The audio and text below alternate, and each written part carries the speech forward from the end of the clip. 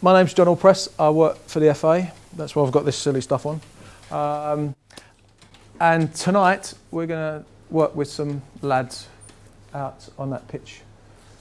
You're lucky you're in the stand, all right? I ain't. I'm out there with the rest of them. What we're going to try and look at is some stuff around building the kids' learning. Now, I'm not here to tell you what to do, so you don't have to do this stuff. But one of the reasons I was employed by the FA was to look into how kids learn stuff and then to try and turn that into football. And one of the things we have to build from is we have to realise that human beings learn by making links and making sense of stuff. So if it doesn't make sense, right, it's harder for them. So the more things are put into context, the easier it is for them to make sense of it, no matter what it is. And football's no different from anything else. So the more it's put into context, the more they play in game-like situations, the more they can work out what's going on, and the more they can work out what to do. The other scary thing is, if they need to learn something as a human being, they'll do it anyway. So you might think you're putting on a session on X, but if they need to learn Y, that's what they'll be doing. And they won't even know they're doing it. Because most of the learning you do is actually subconscious. You take stuff in, and you work out where it fits, and then you use it. That's what happens. All right? So the more it can be football-like, if it's football we want them to learn, the easier it is for them. Okay?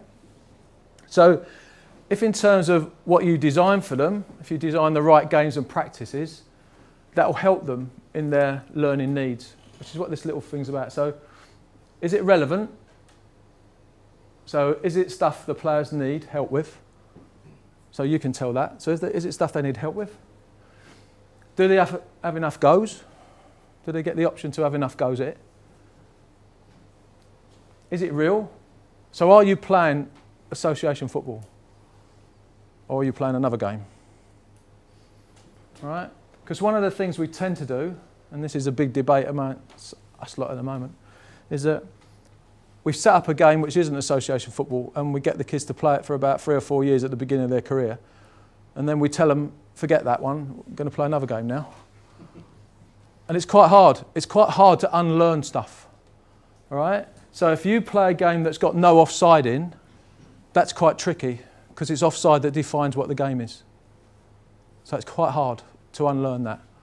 All right? And you think how different it is when you don't have offside, because it's very different. Okay? So are you actually playing association football? All right? And have you included direction and offside or elements of offside in the practice? Because it doesn't always have to be offside, it could be elements of offside. Okay? Breaking over lines, not getting into places until the ball gets there. So there's lots of things you can do to actually help to bring those things into the kids' minds when they're doing it.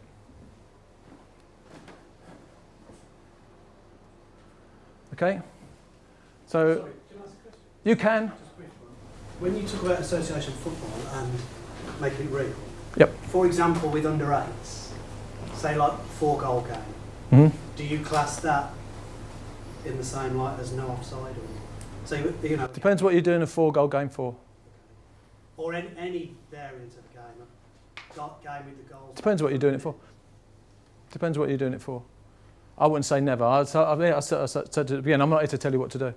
All right? So, but if you're playing a 4-goal game, if you think about that game, how would you defend that game? Would you defend it? Would you defend it like football, or would you defend it like rugby? Would you defend a cross and spread out? What would you do? How would you defend that game? How would you stop people scoring in that game if you're 8? What would you do? Would you put one person in that goal and one person in that goal? Would they spread out or do that? What would they do? They'd probably just chase the ball around anyway. So you might have to think about a different game. All right? So you might have to think about a different way to do stuff. But yeah, there's nothing wrong with a 4-goal game at all. All right? But it's thinking about how you learn what to do. So when they play, they're 8 years old. If they play at the weekend, 7 or 8, if they play at the weekend against somebody else, would that team be defending 1 goal or 2?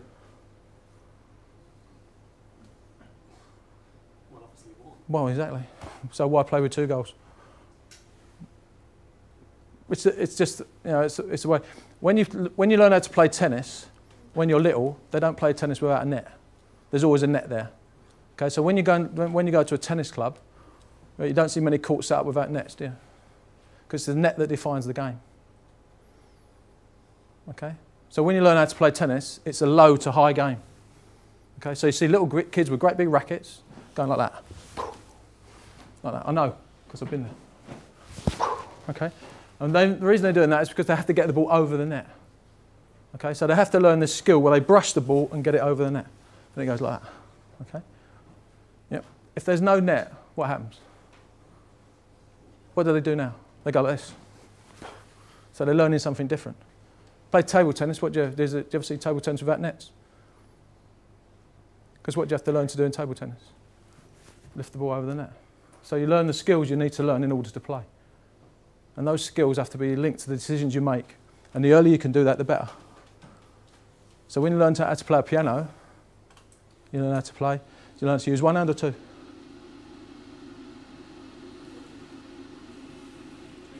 Two, exactly. You're 6 years old, what do you learn? One or two? Two. Because if you learn how to play one, it's bloody hard to bring the other one in. It's really, really hard. It's really hard to unlearn. So it's just thinking about things in a different way. If you're learning to play a game, play it as much as possible. Now that doesn't mean you can't use 4 goals or you can't use lines or zones, which we will do out there. Okay? But it's about where you're going eventually. And at some time during the evening, they're going to have to play a game that's real and make sense of it, because that's what they have to do. And that's why you can use 2 goals, it's fine, but know why you're going to do it. Yeah? And there are certain games that you can't use 2 goals for, because traditionally people have said, oh, we'll do it for switching play. But it don't work. Because you switch play to attack 1 goal, not 2. Because you've got to go out and then come back in again. So, because you don't spread out in football to go down out wide. You spread out in football to go through the middle. Once you've gone through the middle, what did the other team do? If you attack down the middle, what did the other team do? Go there. Where's the space? And then you go wide, don't you? So if you've got 2 goals, they don't have to go to the middle, do they? They just stay where they are.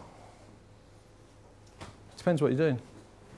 So, in terms of learning, people learn in an integrated way. So they don't learn things in isolation. If they do learn things in isolation, they keep them in isolation. And it's very difficult to transfer stuff. Okay? So it's things like turning. If you learn to turn with a football, and you just do that in isolation for too long, what you've learned is that thing. It's quite difficult to transfer and know when to use it in the game. So try and make it integrated. Try and put it in a game. All right? So people have to make sense of stuff so they can put it to good use. Now in turning with a football in football is quite a useful thing to be able to do. All right? But they need to learn when to use it and how to use it. And the longer they have to practice that, the better. Okay? So using it in a game-like situation is a much better thing to do than just doing it for hours and hours on its own. Okay? If you have to learn to do it at the beginning to learn how to manipulate the football, great. But as quick as you can, get it in a game so they can learn how to use it. Because what you need to do is you need to blend the skills required into the decisions. So when do I have to turn? What means I have to do this? When do I have to use this skill? Okay?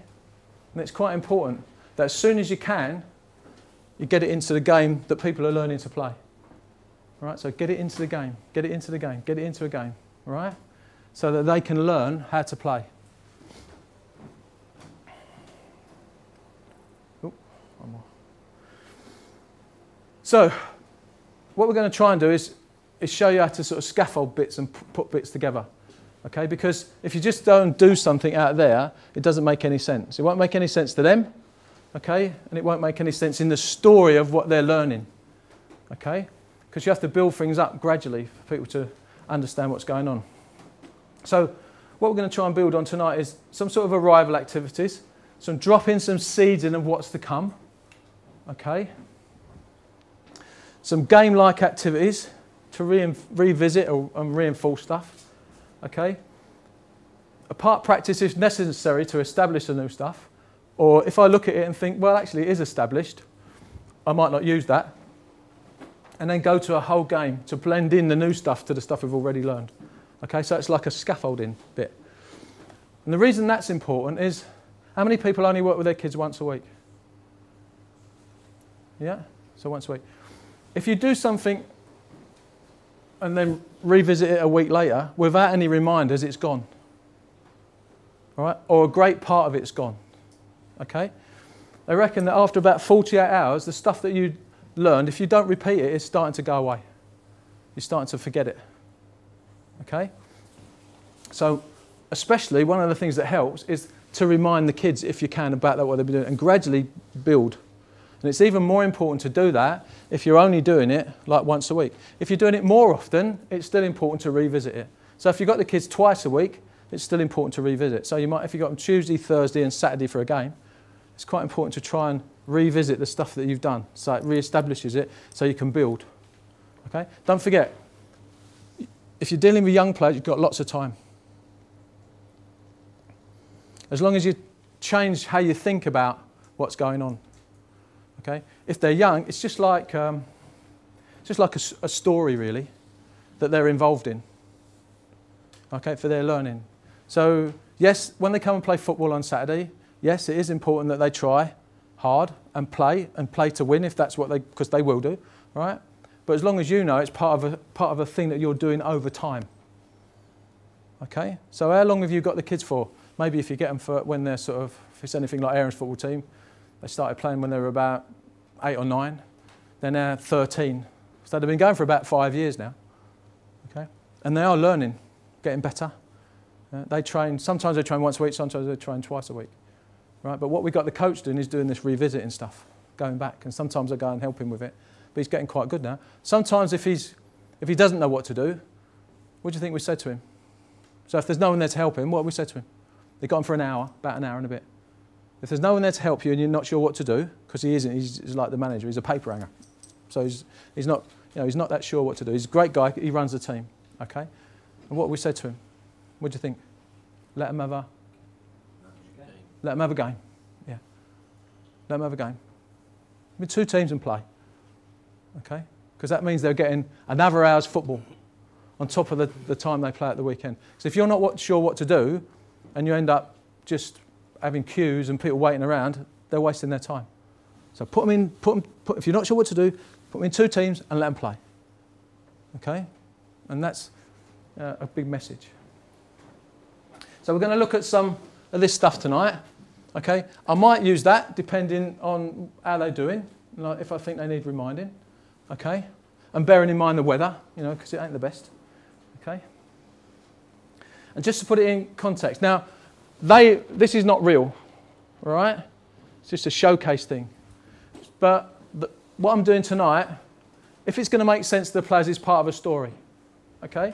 So the story we're looking at is this. So over the last few training nights, we've been working on these things. Strong passing and strong setting. How old are they now? How old are these now? 13, 14. So they should be learning to, pass the ball a little bit stronger. Why would we want them to do that? Goes back to what you were talking about maybe changing the point of attack. If we do it too slowly, what did the other team do? If we go faster, bang, bang, bang, all right? Okay, we might be able to shift the ball a bit quicker. So, strong passing and strong setting. We've also been talking about getting in a position to play forward before we get the ball. Okay? Because football is basically a forward-thinking, forward-playing game. Okay? And tonight, what we're going to be working on is this. Yep, letting the ball run across your body to help you play forward. So, if we go back, the things we've got to link back to using these activities, okay, would be strong passing and strong setting, and getting yourself in a position to play forward before you get the ball. And then we'll add, all right, letting the ball run across your body and to play forward, okay? But what we might be doing is dropping those seeds in beforehand. So just dropping them in. Okay, dropping them in with the players, dropping them in, and just see how we try and do that. Okay? Now, in order to do that, we've got to set the right challenges and tasks for the players, ask them the right questions, okay, and then give an opportunity to evaluate their performance, either in the movie itself, so either in the game itself, which on a night like tonight is probably a good way to do it, or in a review process, okay? So we'll look at that sort of stuff and see how bad the weather is, because we don't want to be stopping them if it's teeming down with rain, right? But we're going to have a look at those things as well. We're going to run for about an hour, depending on the weather and depending on how it's going, and then we'll come back in here and you can ask any questions you want.